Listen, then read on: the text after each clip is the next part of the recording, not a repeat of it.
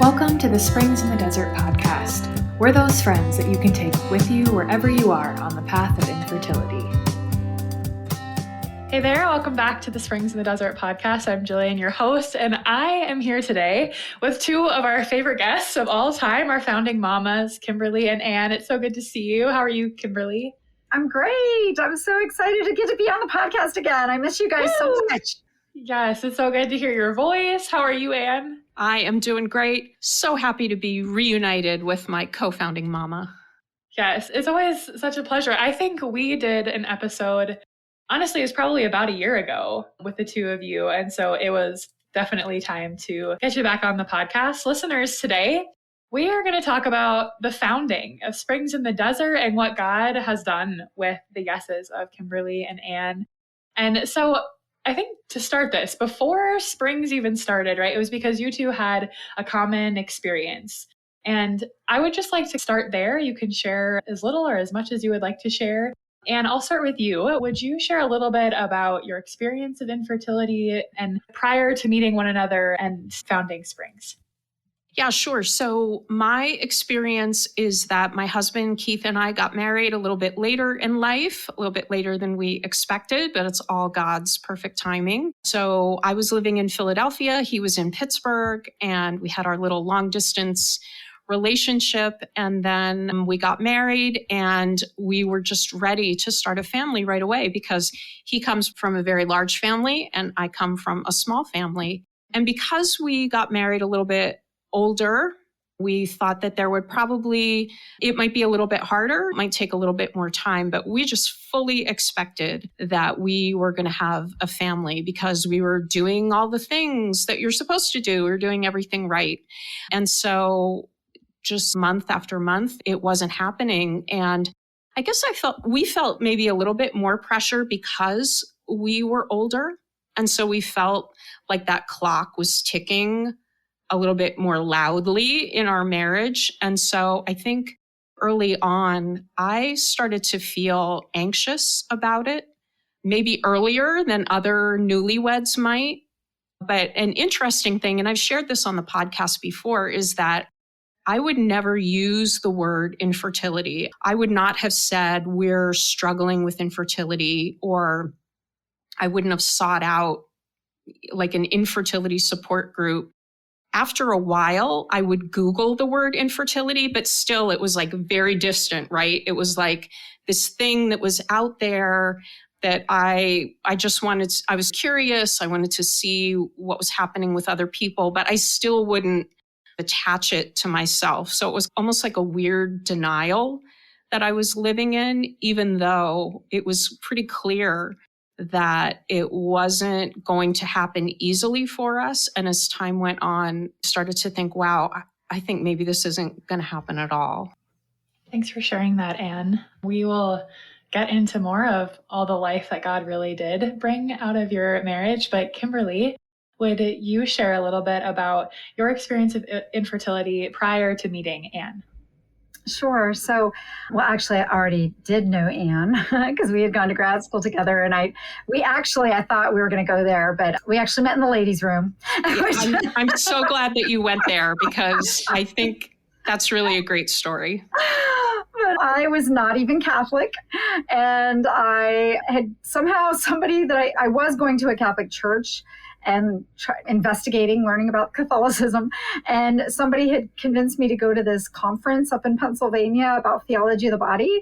And I was really curious. And so I went, and there was this beautiful performance of The Jeweler's Shop. Karol Wojtyła, before he was JP2, had written this beautiful play. And there were this cast performing. And afterwards, I went to the ladies' room, and there was Ann, and she had been the star of the show. And I said, oh my gosh, like, what is this school that you go to? This sounds so amazing, because they were all students of the John Paul II Institute for Studies on Marriage and Family. And so she told me a little bit about the school, and here I was not even Catholic, but I was like, I want to go there. And so, that was the beginning of our friendship. So then I ended up becoming Catholic and then going to school there. And so Ann was the year ahead of me. So we didn't really hang out, but I would see her from time to time at events. But Yeah, so I did know her. However, we had not stayed in touch after grad school. We graduated. I got married, and I was 36 when I got married. And so I didn't really think it would be that much of a struggle because I knew I was a little older, but I thought, surely I eat really well. I always take really good care of myself. My husband's really healthy, and we hit the ground running with NAPRO technology. We were already charting before we got married. I was charting. So then we just never got pregnant. And it was so devastating. We had moved to this really small town in Ohio where I was born. And here everybody got married like right out of high school or college, really young, and had lots of children. And I felt like I was the only person in the entire church that was struggling in this way. And my husband was working for the church. And so people would come up and say things like, well, when are you guys going to get started? And I was like, do you seriously think we're delaying?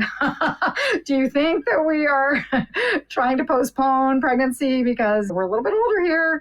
And so I would just say, yeah, we just haven't been able to get pregnant. And so if you could please pray for us, I'd be so grateful. But so I was really open with it, just talking to people about it. And it was hard for me to hang out with people who had children. I just felt like I didn't really belong. And so I became friends with all the empty nesters. Those were my best friends, they were all much older. And my best friend was like 80 years old. And she was awesome. And she had a big family and lots of children and had lots of grandchildren. But she and I could just really, I don't know, it was great to talk with her. But again, I just didn't really feel like I fit in anywhere. Yeah, thanks for sharing that as well. There's so many things that both of you said that I want to dive right into because I think your experiences, as we'll get into, really were the founding blocks, the founding stones, if you will, of Springs in the Desert and now Springs of Love, and being able to meet women and couples who have had those same exact experiences, those same kinds of questions, those same desires for community. But before we get there, I'm wondering, Anne, and I'll ask you too, Kimberly, what sort of happened when you reconnected and after school, and how did that happen? How was the reconnection? Yeah, so we happened to both be at a conference at Notre Dame, and I was only married probably a few months, like 4 or 5 months maybe. But again, we were on this fast track because I'm about 5 or 6 years older than Kimberly. And so when things weren't happening, it set off that alarm for us, like, oh, maybe this is going to take much longer than we had anticipated because of our ages. So I was already starting to feel a lot more of that anxiety. And also I was getting similar questions as Kimberly, because even though we were still newlyweds, people were like, so when are you going to get pregnant? When are you going to give your parents grandchildren? All of those things. And so anyway, we had reconnected at this conference. And I remember that we were sitting next to each other at the banquet. And the keynote happened to be by someone who shared her story of adoption. And so I think that's what prompted the conversation. Otherwise, I don't know that I certainly would not have said, so Kimberly, like, we can't get pregnant, like when I'm sad, like, because I didn't talk to really anybody about it. I had some close girlfriends that I would share a little bit, but they were not in the same position as me. And so I just really hadn't fully shared all the emotions and everything that I was going through. But Kimberly made the first move and brought it up. And then that just opened up the floodgates. And it gave me, for the first time, permission to talk to somebody else about what I was going through and to share in a really honest way. But it took a long time from that conversation. It took many conversations over several years between the two of us. And as I was reflecting back on it earlier today, I was thinking about the false starts that had happened. It never occurred to me to start a ministry. Like, that was never anything that I had on my mind. That wasn't in my plan. But I just kept thinking, like, someone ought to do something, like something should be happening in the church, people like me should be recognized, and my marriage, and that there's a suffering here and nobody is really addressing it, or they're addressing it in really clumsy ways from what I could see, because it was all solutions, all trying to fix me. And I already felt broken. So to have that sort of reinforced made it doubly hard. And so I had conversations with different people and they were very enthusiastic. And then something would happen. And then I was on my own again. And then I remember going to another conference at the JP2 and I wrote it down. It was in April of 2014. And Claire Kane, who has been on this podcast many times, good friend of ours, who was my classmate at the JP2. She's like the godmama for Springs in the Desert. We were at this conference about artificial reproductive technology, and the first talk was about infertility. And I was very excited because I thought, wow, finally, my situation and these emotions I'm feeling are going to be addressed. And I'll never forget that the doctor who gave the talk, it was perfectly good talk, but he said, I treat the disease, not the desire. And that kind of pierced my heart, because it's not his responsibility as a physician to be a therapist and a spiritual director and a comforter and all of those things, of course.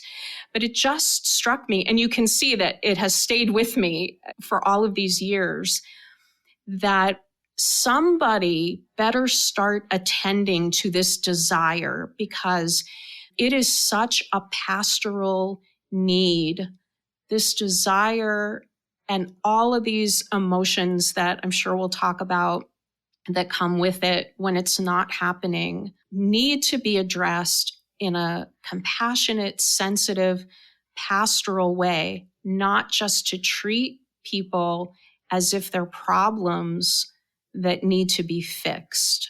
And so it was right around that time that Kimberly and I had one of our many phone conversations. And it still took a couple of years, but I think our conversations on the phone started getting a lot more frequent and a lot longer in length.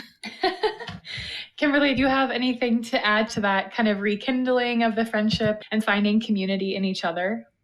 Yes, well, it was interesting because I had done my doctorate in moral theology ethics with a focus in bioethics, and I had been giving talks about the problems of artificial reproductive technologies in the church. I was going and giving these talks. So I was well versed in the problems of that. But of course, there was that temptation, right? I was just like, why can't I do this? And I'm like, I know I can't do this, but just wanting that quick fix, right? And just like, I want this suffering to end. I'm thinking, well, if I can just get pregnant, all my suffering will end and it will be so wonderful.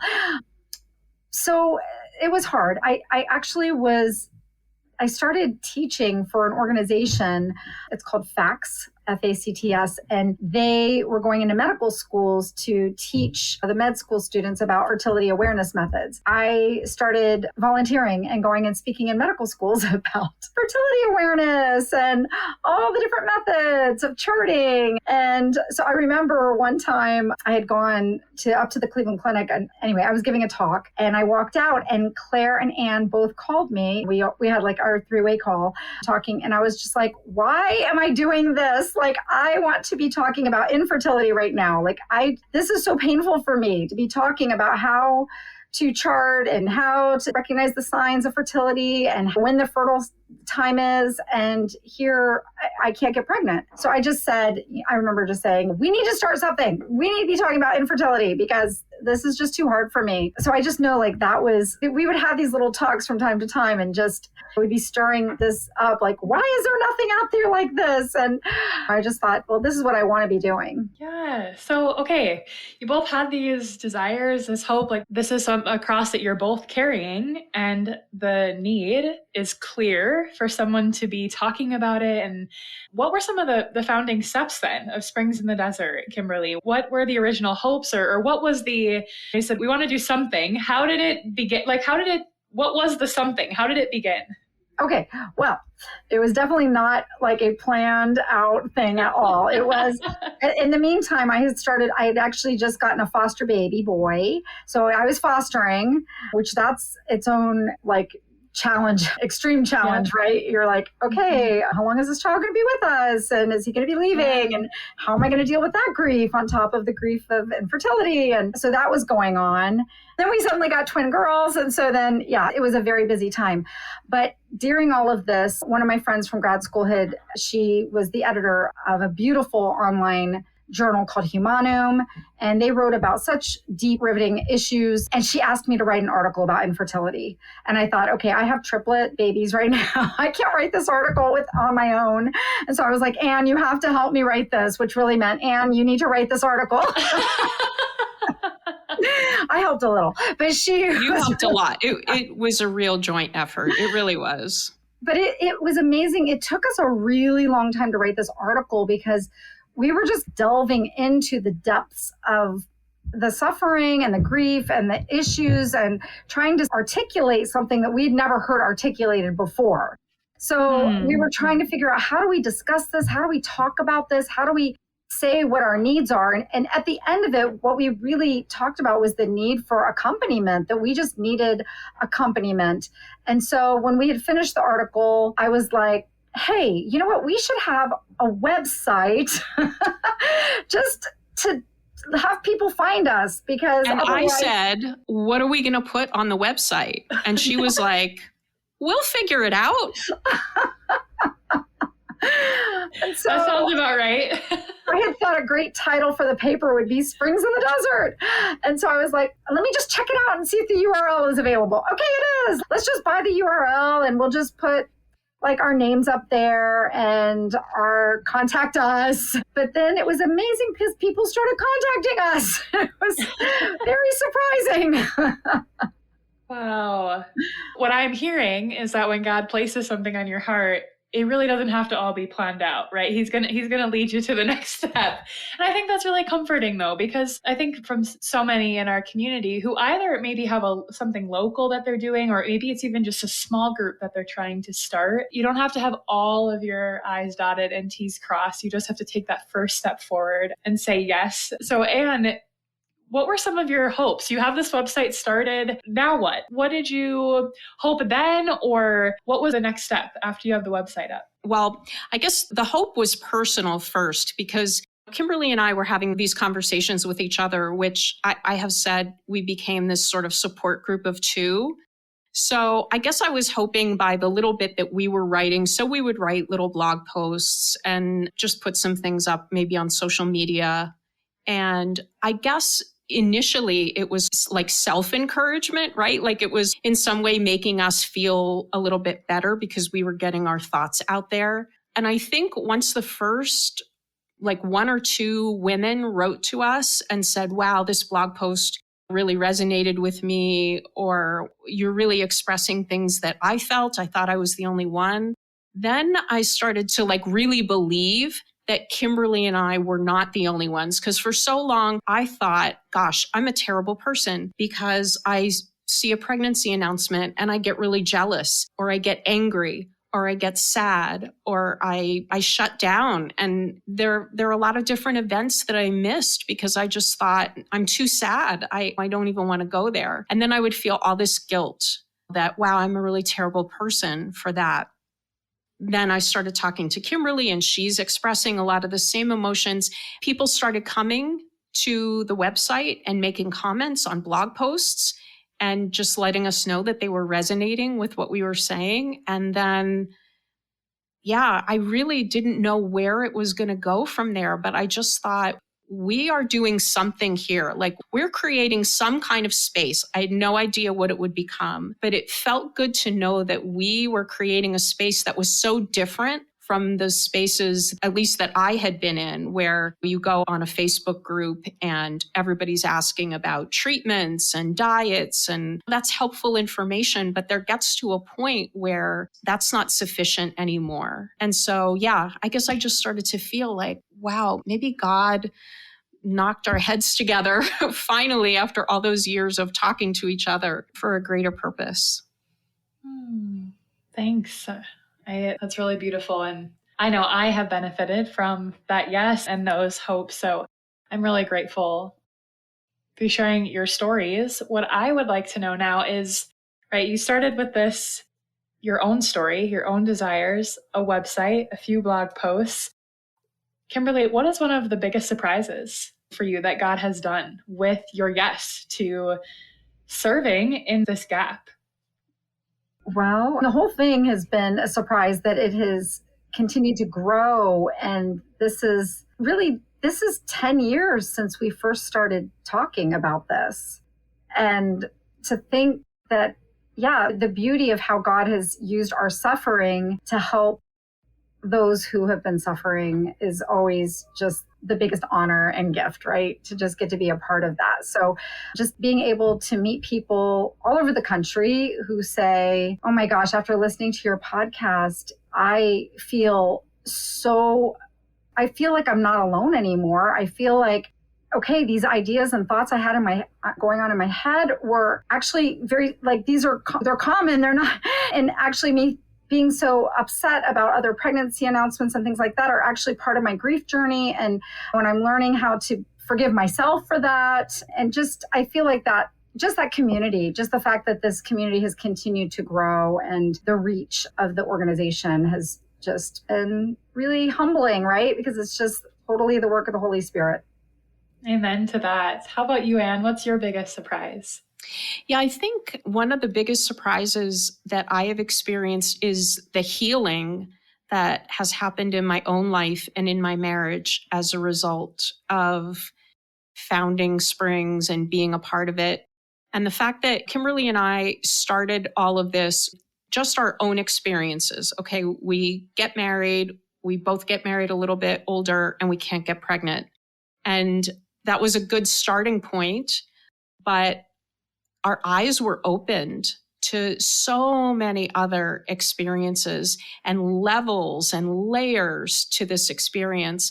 And that has been tremendous, so that even when I hear the stories that are so different from mine, I can take something from them, and they contribute to the ongoing healing that the Lord is doing in me. And I think being able to hear so many different stories and experiences and receive tears and just the outcry from people is not only healing, but it helps to make us, I think, a little bit more empathetic, a little bit more sensitive. Whereas in the past, I was that person who would look at a couple and say, gosh, I wonder why they don't have children. They must be contracepting. And so there's a way in which this suffering and then this community has opened me up to be a little bit more compassionate and less judgmental. And so I think that was a big surprise for me. I didn't expect anything like that. Yeah. Yeah. Just to reiterate, I know I personally have received healing and accompaniment that you both had longed for and wanted to provide. And I know I'm not the only one. We have a whole community of women and couples who have come to retreats, both in person and virtual, and write for our blog and are on our social medias, and who are able to reach out to Father Paul or to the team for a prayer request. And I just want to thank you on behalf of the whole community for saying yes, because that is no small thing. Even if it started small, it is, as you said, it has grown so much, like you said, Kimberly. And I think I would be not doing my due diligence as the podcast host to say that this episode is going to air right before an important day that has to do with this episode. So Anne, could you tell us what that day is? Yes, that is Founding Day. So Woo! Springs in the Desert was officially founded on 9/9/19. And that is a special day. It's actually funny because we were shooting for September the 8th, which is the birthday of the Virgin Mary. But we had some things with the paperwork come up, and so we had to submit a day late. But what's interesting is that in the Eastern Church, so everybody knows that I am Byzantine Catholic, and Father Paul, our spiritual father, is Byzantine Catholic. And so that day after the birth of Mary is dedicated in the Eastern Church to Saints Joachim and Anna. And they are the patrons of our ministry. And so again, God's perfect timing. He arranged it just the way that it was supposed to be. So 5 years, it feels like this has been like a century in the making for all the conversations and everything. I can't believe it. It feels like forever and just yesterday, but we're just, so excited for what has been and what the future might hold, where God is going to take this ministry. And so grateful to our amazing team and to this wonderful community that we have built. That's exactly right. We're going to make sure to link some information about Founding Day in the show notes. If you're interested in getting to know more about Springs in the Desert, you can check us out on our website. If you'd like to be a contributor to our blog or want to listen to more of our podcasts, you can subscribe. If you'd like to check out Springs of Love and everything that Kimberly is doing there, we'll absolutely make sure that's available. And if you'd like to support us along the way, we would be so grateful so that we can continue reaching women and couples who need this accompaniment that Kimberly and Ann were talking about. So thank you again so much, Kimberly and Ann, for being here. I'm just so grateful for you to be here. Thanks, Jillian. Yes, thanks, Mama.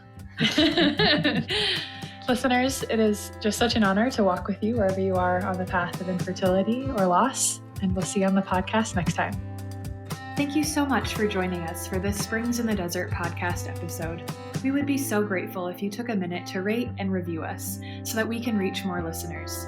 Don't forget to check out our social media pages on Facebook and Instagram, and go to our website, springsinthedesert.org, where you can sign up for our newsletter and community prayer list, read our blog, and register for virtual and in-person events. Most importantly, remember that God loves you so much, and so do we.